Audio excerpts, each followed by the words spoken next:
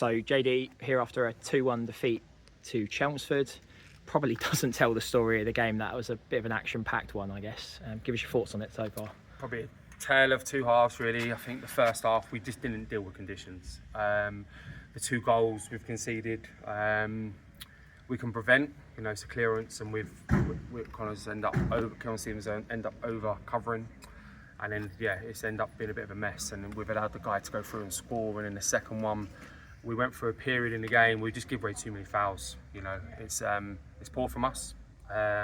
We need to learn from it because even when they've gone down to 10 men, I think we've fouled too much as well because you're allowing them to have momentum in the game. So they obviously started brightly, and look, they're a really good side, and what they've got available to them, they've got some top players and stuff. So, but it's a frustrating one because you get opened up, or teams stick it in a stanchion like Hampton. They've stuck 2, and we can't really avoid those goals. Where today both goals were avoidable. We conceded from a direct free kick, and like I say, the first one we've got to deal with that.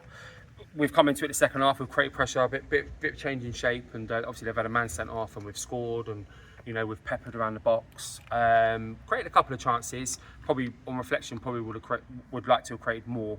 And then look, the sending off of Brownlee at the end is the ref has to reflect on that really, because that is a decision that he can't make in that game. That's not acceptable really what he's done there.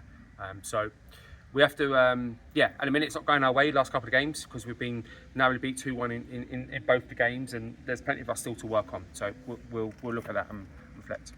Felt like whichever side kicked towards the far end of the ground was going to have a very tough first 15 minutes.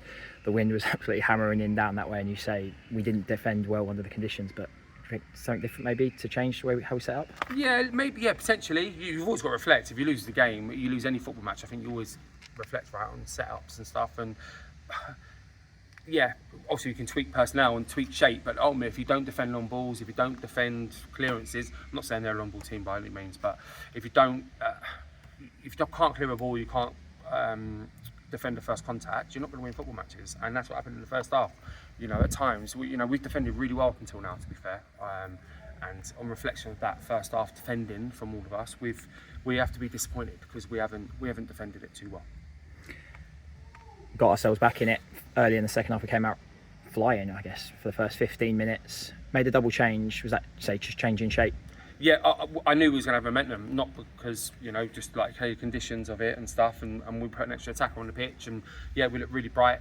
We score, then their man gets sent off, and like I say, we have loads of balls in around their box, and we put untold crosses into the box, but they have dealt with them pretty well, to be fair. I think the centre halves have made a lot of contacts, and we've created, like I say, a couple more opportunities. So the change has worked, we can say, because we've had, even before they went down to 10, I thought we was in the ascendancy with momentum in the game, and we scored just before he got sent off.